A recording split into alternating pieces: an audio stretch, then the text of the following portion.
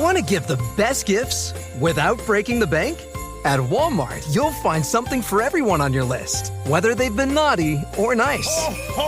We don't just have everything for the holidays, we have the perfect thing for yours. Finding a financial expert who's also a you expert? Good plan, Tampa Bay. Understanding what you're all about is the backbone of a good financial plan. You tell us what you're saving for, what matters most to you, and how you want your life to look. We put together your entire financial picture, including how your life and priorities may evolve. Start today at northwesternmutual.com/Tampa Audio. The Northwestern Mutual Life Insurance Company, Milwaukee, Wisconsin.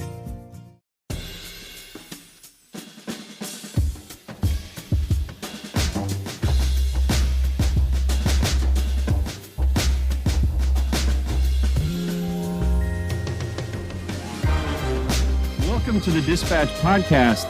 I'm Steve Hayes. Hello. Joined by Jonah Goldberg.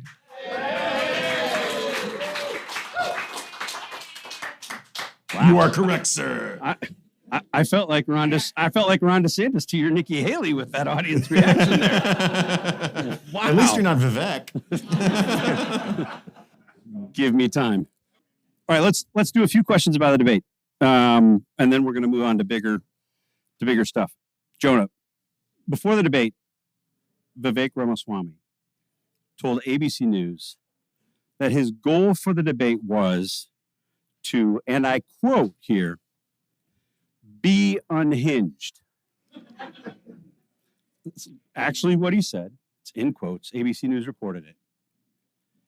Did he meet his objective? Well, look, I personally feel in this time of loss of faith and trust in institutions that it's actually nice to see a politician follow through on a campaign promise. I think unhinged would have actually been better because unhinged implies just sort of letting your freak flag fly and, sort of like Joe Biden circa 1983 shouting, "Get these squirrels off of me" or something. He seemed really focused and determined to be a dick. And he executed really, really well. I particularly liked him saying that Nikki Haley was a hypocrite and a failure because her married 25-year-old daughter is on TikTok, which was the thing that elicited the don't mention her name or don't talk about her, you scum, which I thought the scum part of the quote was the most important part, I think. Is that going to be the most played soundbite coming out of this debate, you think? It's definitely going to be a GIF for a long time. Probably. I mean, I'm trying to think. Sometimes you're kind of surprised, but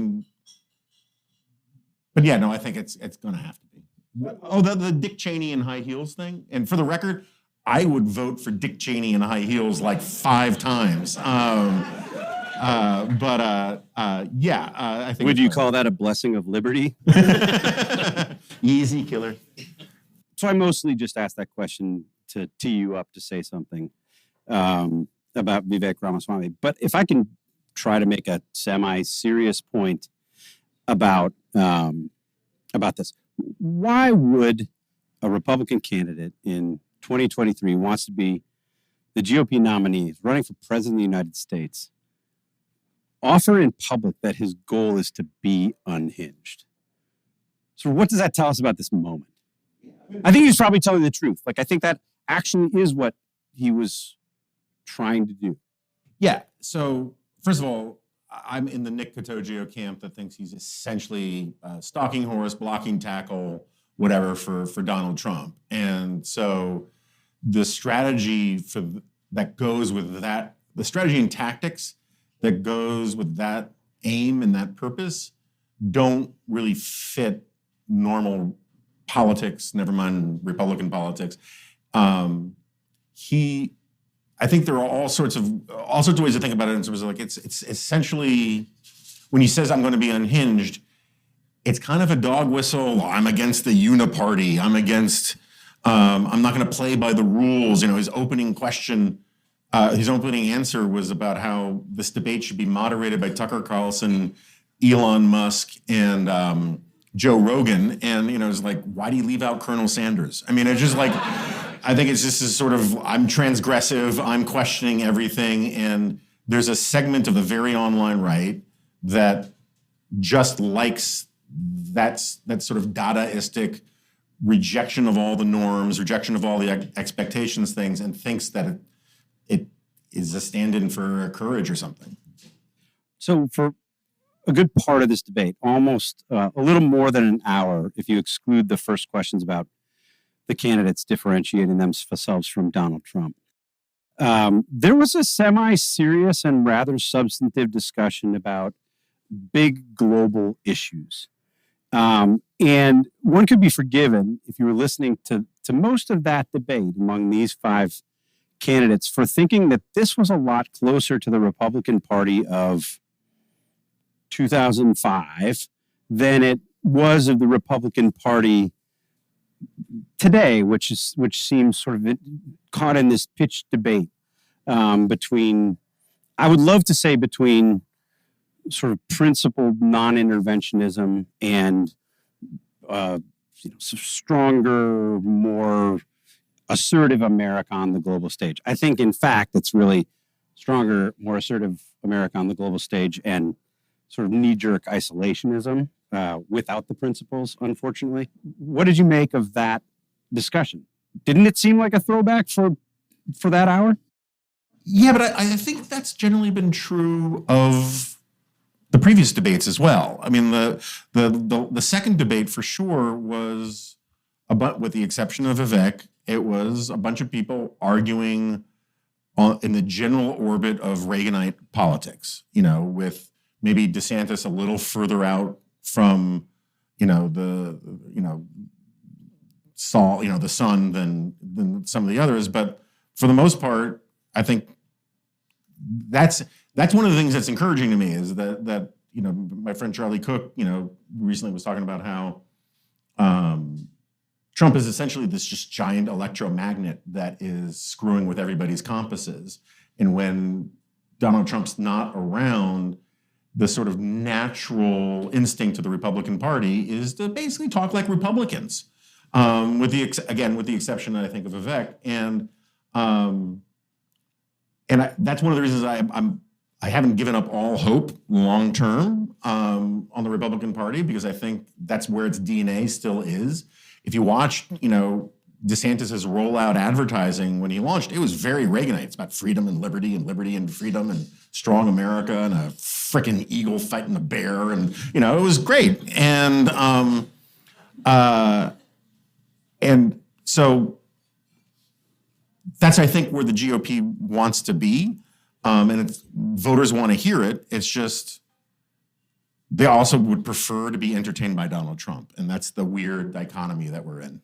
So we as we mentioned earlier in one of the commercial breaks, I asked you about the first question, which was, in effect, tell us why you want to lead the Republican Party and how are you different than Donald Trump? Not many memorable answers given to that question. And I was struck for the rest of the 2 hours at the lack of attention paid to Donald Trump.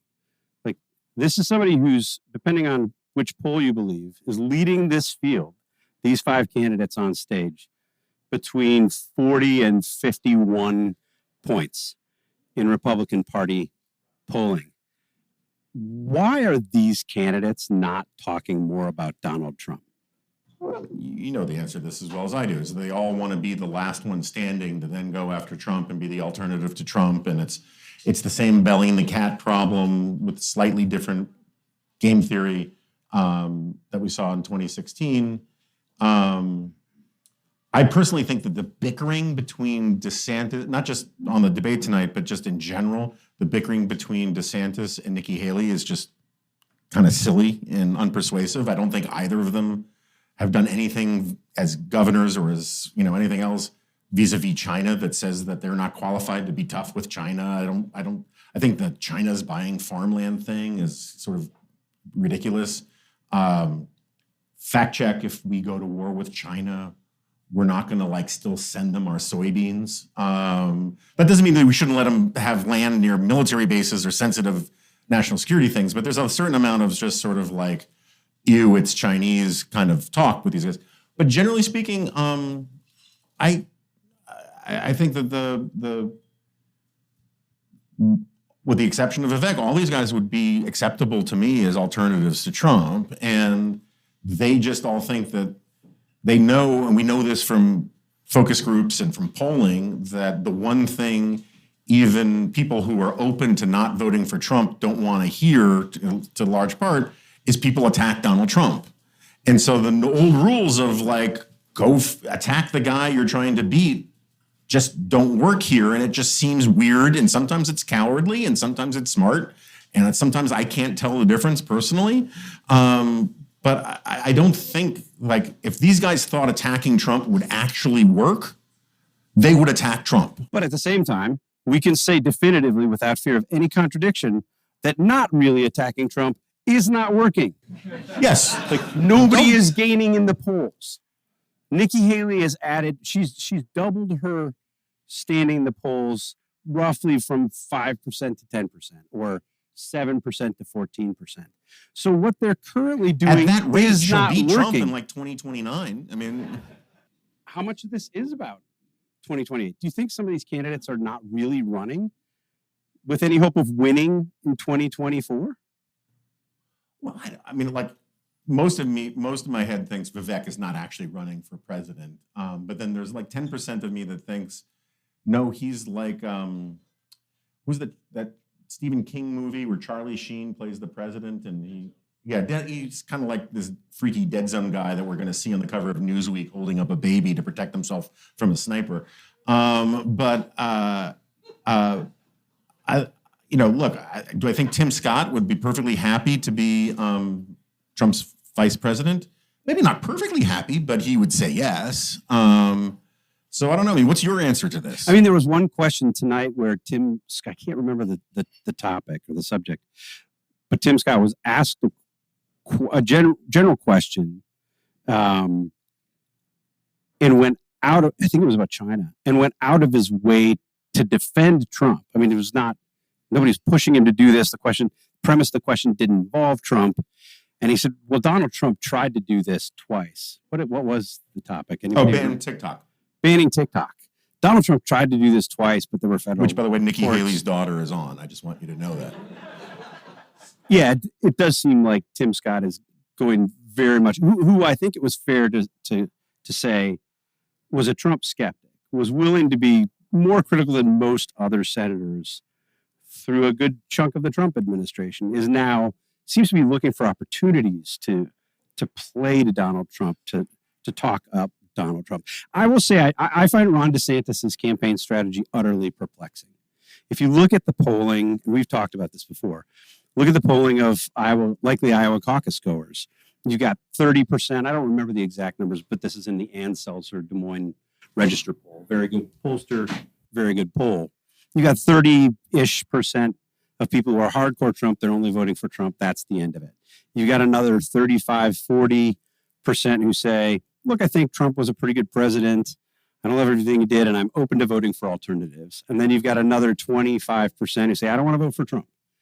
And DeSantis seems to be determined to go for the 30% who say that they're locked in to Donald Trump rather than the 70%, 70+% who say they're open to voting for somebody else. And increasingly, it looks like, I mean, Chris Christie's sort of in his own category, and Nikki Haley, I think, has gotten a little bolder in the past couple of weeks.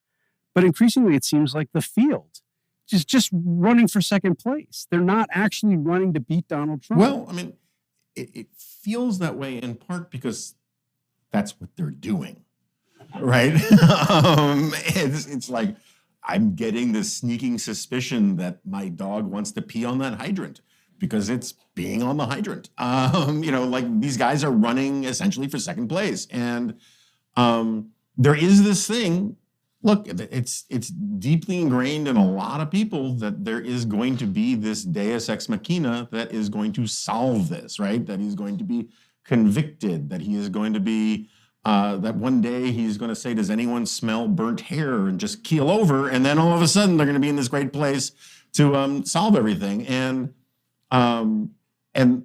it's funny. We've talked about this a bunch on the podcast.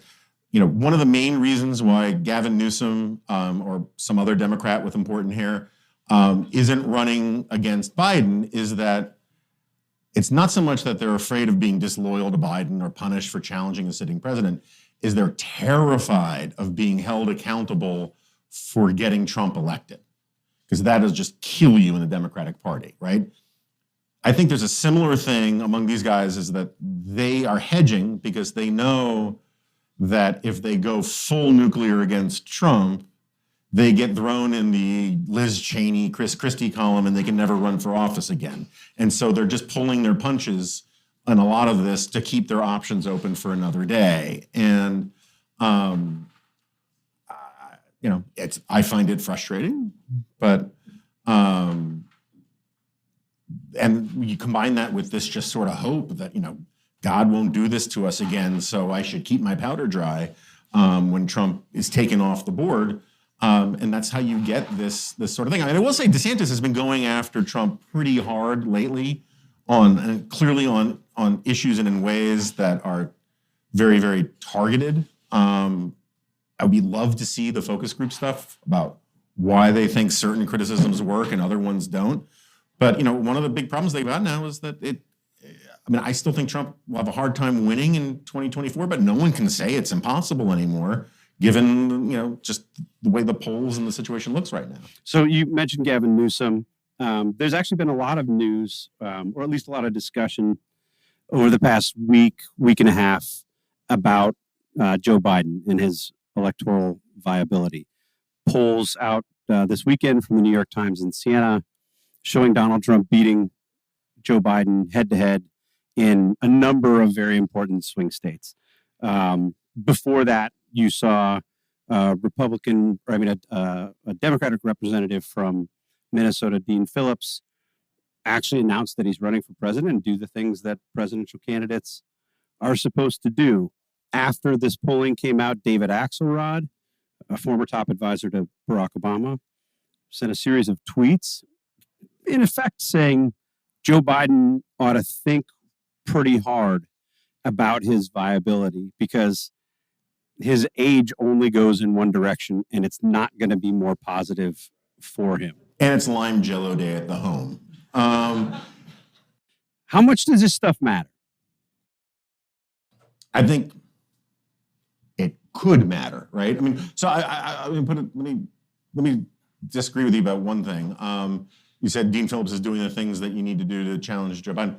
He's actually not. Normally, challenges in your own party to an incumbent president are always about an issue or a set of issues, right? I mean, Pat Buchanan challenging George H.W. Bush was about foreign policy. And it was sort of like that scene in Blues Brothers, what kind of music you play here, both kinds, country and Western. Buchanan's indictment of H.W. Bush was about just two things, foreign and domestic policy. Ross Perot was about, he wasn't a challenger from within the party, but, as a third party thing, it was about debt and deficits and trade. Nader, all these kinds of people, they have issues about why they're challenging incumbents and that kind of thing. And Dean Phillips is just saying, I agree with him on everything. He's just too freaking old. But he's speaking for a lot of people. 6 in 10 Yeah. I'm not saying he's 74% of the country, 6 in 10 Democrats have said they would like to see a challenger. I agree. My only point is that this is something actually new in modern politics to say, I agree entirely with the incumbent president. I just think he's too old. It's kind of a weird indictment because there are a lot of young people who don't agree with the president, and the young thing is kind of a euphemism for he's out of touch. He doesn't understand, where young people are today, or where people of color are today, or how important it is to, be supportive and empowering and nurturing of Hamas. So like it's a weird kind of moment. That said, there's a real non-trivial chance that Joe Biden is not the nominee. right? And it could be, again, because he falls down a flight of stairs. It could be for all sorts of things. I do think that neither of them, so let me back up.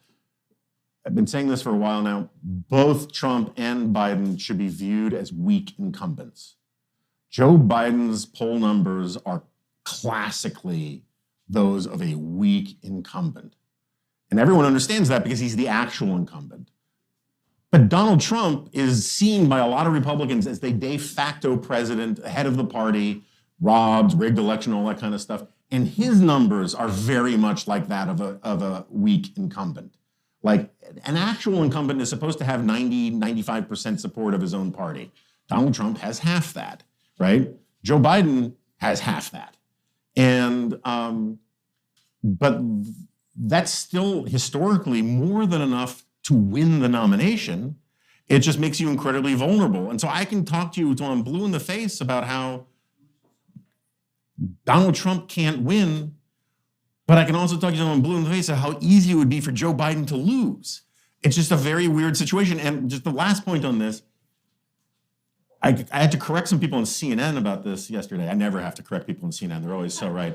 But they were talking about how Donald Trump is looking stronger than ever, and he's doing much better in the polls. He's not doing better in the polls. It's just that Joe Biden is doing so much worse that by comparison, he's doing better. It's a subtle point, but like Donald Trump has lost support from 2020 and 2016.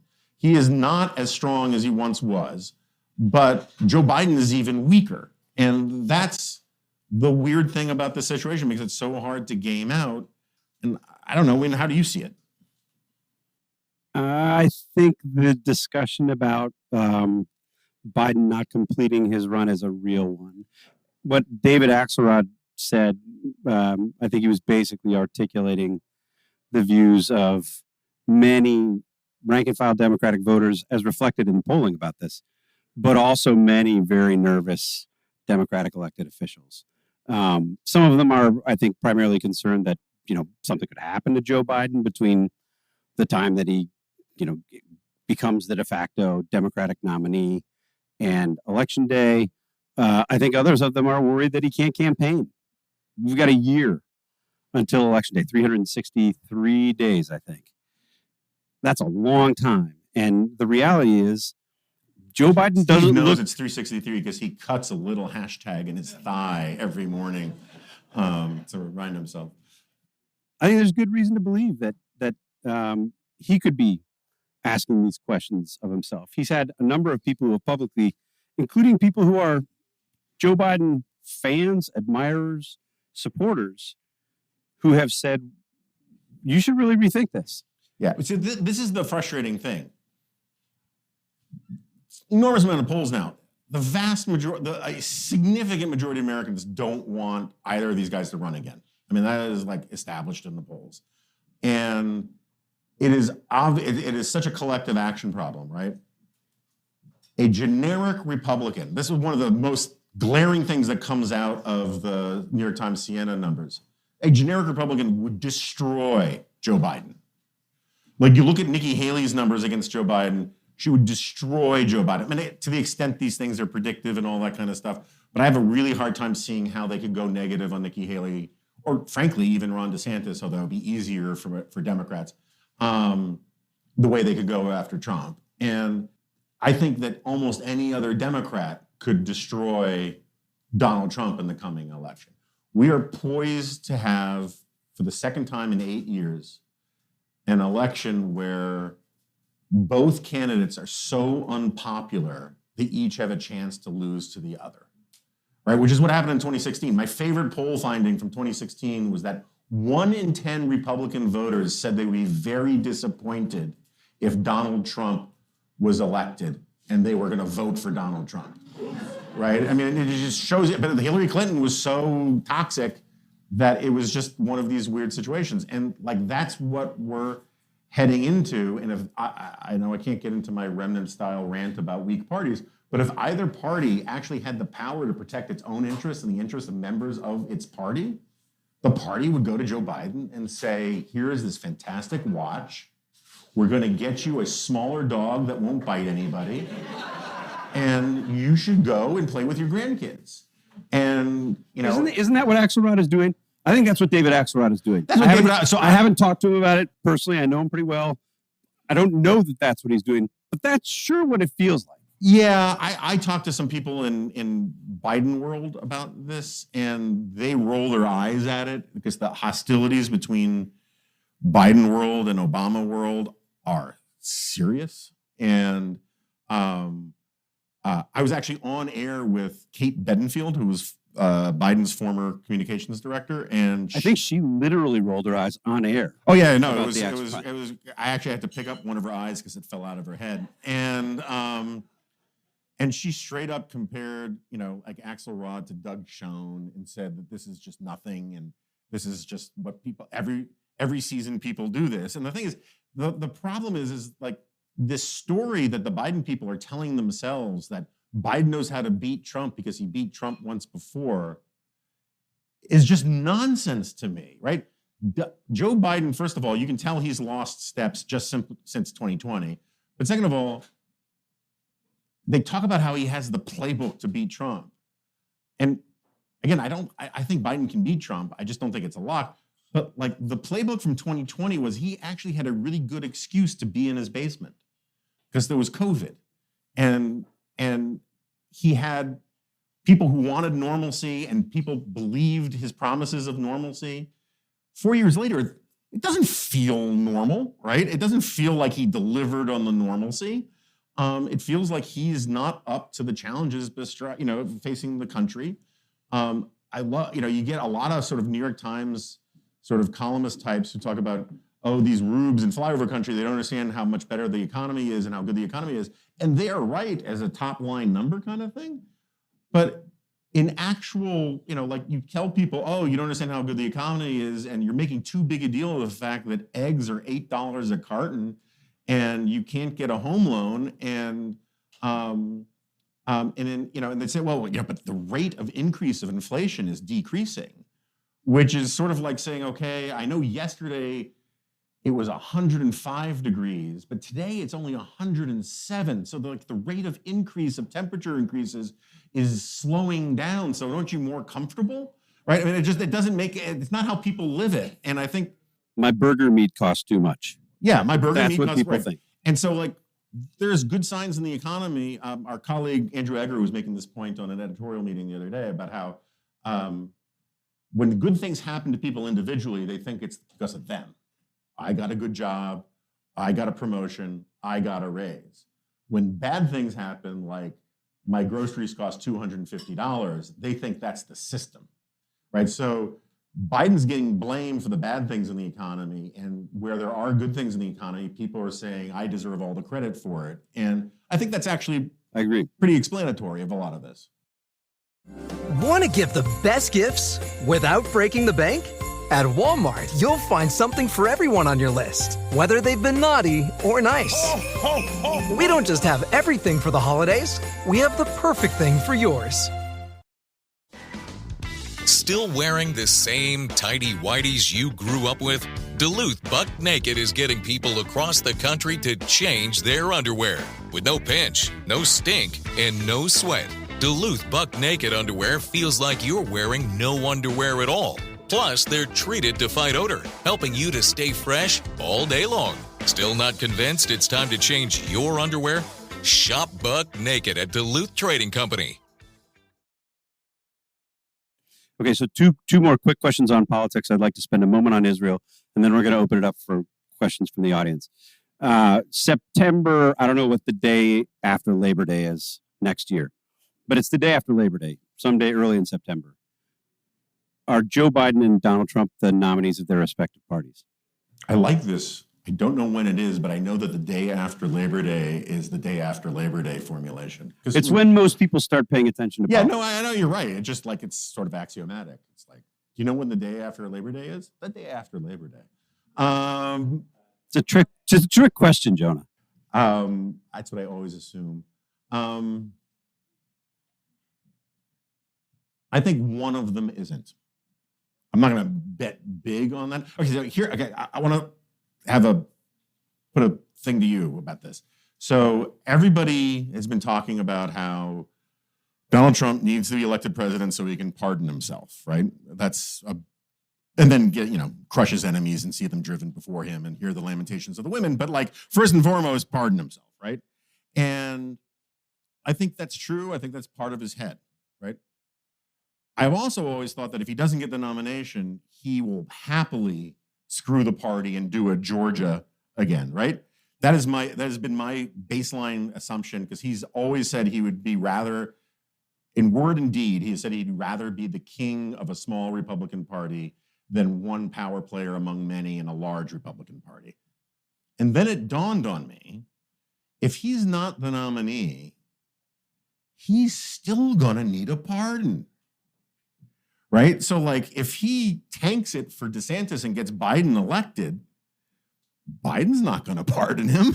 Right. So it actually is weird. If you can figure out how to deprive him of the nomination, maybe the fact that he's gonna be in criminal jeopardy makes him be a loyal Republican for the first time. Am I crazy about that? No, you're not crazy. I mean, I'll take it. You're not crazy about that. I do believe that he's worried, bordering on obsessed about the pardon question. I think you're giving him too much credit for being strategic. I don't think he's likely to think this way. I think he's likely to have a fit. And what worries me, candidly, about this next year is the arguments that he started making as the general election approached in 2020, that this was rigged, that it was going to be stolen, it was cheated.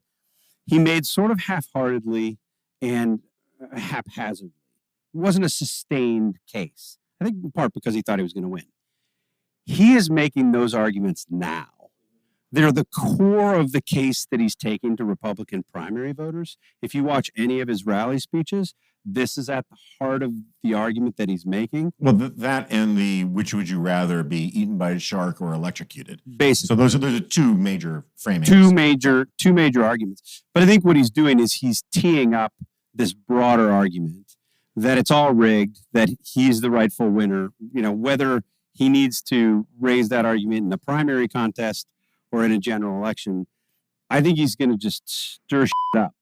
And a lot of people are going to follow him. And the way that he's making those arguments, that these prosecutions, all of them are entirely politico and, the sign of sort of deep corruption of the Biden Justice Department.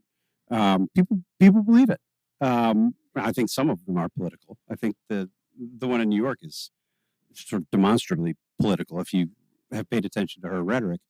But that worries me. I think he's far more likely to make that case kind of without regard to whether he actually can get a pardon. Your point, and again, one of the problems about co-founding the Dispatch with Steve Hayes and Jonah Goldberg is neither of us say many things that we haven't heard each other say before. And I don't just mean about this stuff. But part of your argument is what you're worried about is violence. You're worried about, like social unrest more than the punditry part of it. Yeah, I mean, I think if you look at the arguments that each of the party is making to its own base, they're in total conflict. They live in different realities. And the likely outcome of that is one party base or the other that feels like this has been stolen. Yeah. And Donald Trump is priming the case for that right now. So it worries me. Okay, second political question. So it's been a month since the massacre. What have we learned about for two different questions? World reaction to what's happened. Has anything surprised you? And second, what do you make of the response from the left and the campus left? Are we right to be as surprised as we have been by the levels of anti-Semitism that we've seen, or was this obvious? As if you've paid attention to what's happening on campus, should this have been obvious that we'd get to this point?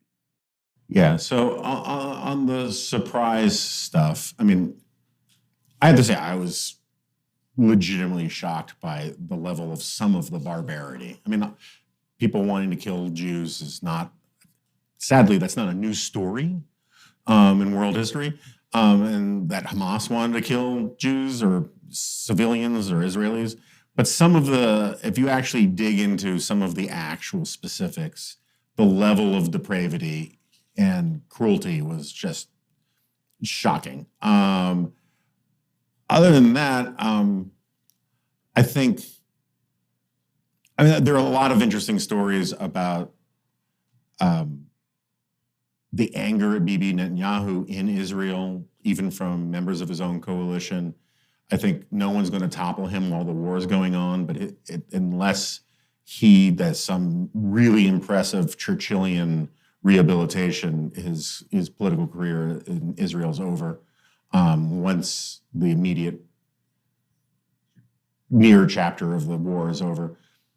I got to say, most of the surprises, the most pleasant surprises are weird ones. It's like the president of Portugal is a badass. He's just sort of like, you don't want Israel to bomb these people? Maybe you shouldn't have attacked them. You know, I mean, it's like I had no idea that like the president of Israel, you know, Portugal would say something like that. There have been a lot of those kinds of things. The really depressing part, and part of it is the campus thing, but it's broader than that. I saw there was a poll this week or end of last week. 1 in 5 Democrats are affirmatively pro-Hamas. And I'm totally fine with discounting that, you know, half of that are idiots who don't know what they're talking about. And they just think, well, being pro-Hamas means pro-Palestinian and Israel's doing bad things and occupied blah, blah, blah, blah, blah. Like, I'm sure if you grilled some of these people and you said, so are you actually in favor of cutting off babies' heads or setting fire to families while they're alive or killing kids in front of their parents or parents in front of their kids or gang rape or any of these things? They'd say no. Some of them, for sure, right? At the end of the day, though, some of them wouldn't. And I think one of the most fascinating psychological phenomena of this whole thing is the number of people who, on the one hand, unapologetically, and they're informed, unapologetically defend Hamas while at the same time insisting that factual reporting of what Hamas did is propaganda. It's really weird. How dare you say that Hamas did these things, but if they did them, it would be fine. It is a really kind of psychologically messed up argument, and it's all over the place once you start looking for it. I just wrote a G-file today about some of this, where I actually think that this colonial settler argument about Israel is pretextual. I think it gets the causality backwards. People were looking for a new argument to demonize Israel. That's what they came into the process with. And they came up with this argument as a way to rationalize their pre-existing positions. In this much the same way, anti-Semitism was a term that was invented by the guy Wilhelm Marr in the 19th century to come up with a scientific sounding name for Jew hatred. Because prior to Marr's, Jew hatred was generally a theological thing, and he wanted to come up with a scientific reason to hate Jews. And similarly, I think the anti-Zionism thing works the same way. It's like, we can't say we're anti-Semitic, so let's come up with a really interesting phrase that says we just think Jewish countries, and there's only one of them, should have a different standard than all of the others. And this is not to say you can't criticize Israel, but Adam gave me the idea for the G-file today because it is really weird. If I just said, friggin' Belize, it just shouldn't exist.